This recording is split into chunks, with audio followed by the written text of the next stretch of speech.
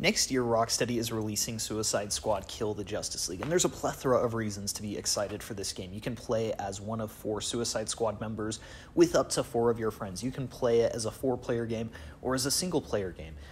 You get to fight the freaking Justice League, but most importantly, the thing that is making me the most excited for this game is the fact that it is a continuation of the Arkham series, meaning that when you see Superman or Captain Boomerang or the Flash or Wonder Woman, these are the Arkham interpretations of these characters. So the Batman Arkham games are connected to this game, and I think that's really exciting that they're continuing the series, and they're doing something fresh. They're not just doing another Batman Arkham game. They are doing something that is going to feel completely different, but is still able to expand upon the plot and story that they introduced in their Arkham trilogy. I think one of the major reasons that people are excited for this is that not only is this going to be an absolutely incredible game on its own with really fun characters to play with and a really fun plot, I'm sure, and obviously just some really great gameplay elements and an open world metropolis. Again, there's just so many reasons to be excited for this game in particular, but also because in some ways it feels like it's a demo for an expanded Rocksteady DC gaming universe. So, for example, we'll get to see Superman, Wonder Woman, Flash, and all these characters, and it almost could be an introduction to this larger universe with all of these characters, and it opens up the possibility for a Superman game or a Wonder Woman game. However, this admittedly leads me into my concern, which is that we're in a different era of game development. Back in the days of Arkham Asylum and Arkham City, it took 2 to 3 years to develop a game. Batman Arkham Asylum and Batman Arkham City were both respectively developed in under 2 years by Rocksteady, who at the time had under 100 developers. Batman Arkham Asylum peaked at 60 developers, and the game was made in 21 months. So that just gives you an idea of what making a game was like back in 2009 versus today, where they have at least 100 to 200 developers. And it has taken them 6 years from Batman Arkham Knight to make Suicide Squad Kill the Justice League. So here's my concern. How can we expect to see a Superman game, a Wonder Woman game, a Flash game, and stay invested in the series if we're waiting 6 years between games? And this is just assuming that Rocksteady is going to go off and start making standalone games for these characters. For all we know, they might not even have any interest in doing that. They might have no interest in developing a Flash game. Maybe they just want to jump straight into Justice League, which would also be incredibly awesome. However, I think that there is a desire to see Superman games. This is something that is very vocal in the Arkham community, is the desire to see a Superman standalone game. Now, the rumor mill has made it sound like Warner Brothers has been sort of apprehensive to do like a Superman or Flash game because they're worried about putting millions of dollars into one of these games and having it not sell as well as an Arkham game, having it be a little bit lower of interest from the gaming community.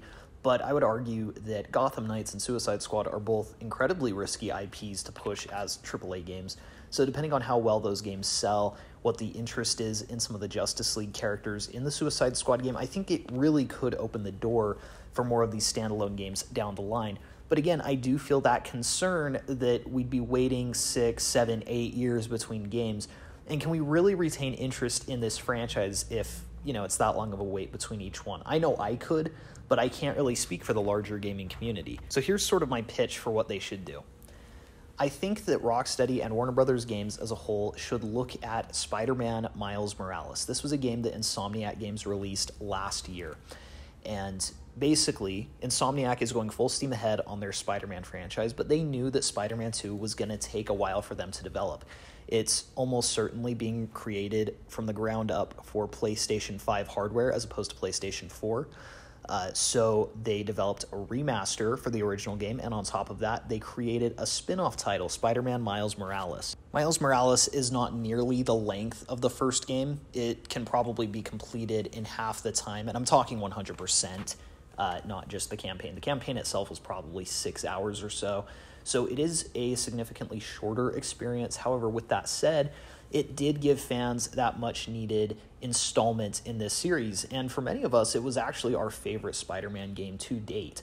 So even though it was shorter, in some ways that was almost refreshing because it wasn't this giant game that took forever to play through. It was just this fun, quick experience that updated this universe and was sort of a filler issue that also had a lot of significance and a lot of character development for this character who was not Peter Parker. I think it would be very smart for Warner Brothers Games to commission another studio, sort of like the original intention of Warner Brothers Games Montreal was, or maybe create a subsidiary unit to Rocksteady that works underneath them to create filler games between these big, ginormous AAA Rocksteady games like Suicide Squad and Arkham Knight. It would be refreshing if we could get maybe a smaller scale Arkham game. Like, imagine if between Suicide Squad Kill the Justice League and, I don't know, Superman, we could get an Arkham Origin sequel that is smaller in scope, and they could say it's only about the length and size of Arkham City, but that would still be enough to keep fans tied over until the next major release. Even if the next game that Rocksteady wanted to do was a Justice League game, then you could have this other studio take just the Superman character and create a smaller scale standalone Superman game utilizing these big mechanics that Rocksteady have developed for him in the big release. Same with The Flash, same with Wonder Woman. They could go even further and give us Arkham Asylum, Arkham City, and Arkham Origins remakes and really spend a lot of time investing into those worlds and those builds of the games to create something from the ground up that's really fresh. They could create extremely high-end DLC that takes more than 20 minutes to complete. So I think that there's a lot of incentives, and I feel that they would actually be better served going in this direction rather than some live service one, because the longevity of a game is an important factor, but if your game is good, people are going to play it for a long time, and I feel like there's better ways to encourage people to keep playing your game. For example, Assassin's Creed Odyssey introduced story creator mode where fans and players could create their own quests. And I mean, I'm just imagining the longevity of Arkham Knight if that game had had such a feature. Imagine if people could create their own Hush side mission. Then not only does that take away the complaint of the Hush side mission in the base game, I mean, it would still be there that the canon Hush side mission is super bad, but people could rectify it. People could create their fan side mission that goes around it and makes a more interesting and enjoyable experience. But anyway, that's way off topic.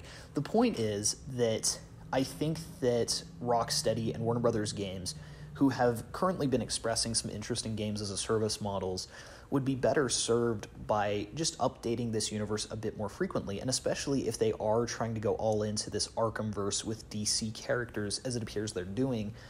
I think that it would be something of a mistake to not have more frequent releases.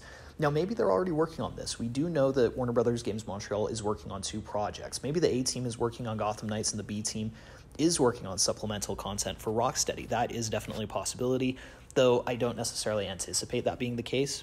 Ultimately, though, we're at a point where I think that a secondary team could take the code and the assets and the models and the textures that Rocksteady works on and sort of repurpose it into a smaller spin-off title for some of these characters. And I think that this universe would really benefit from having more entries and having more stories told. And again, this is something that I think Warner Brothers Games should be incentivized to do, because again, they could make another Batman Arkham game that would sell very well, and they wouldn't have to put in quite as much effort as a game like Suicide Squad Kill the Justice League.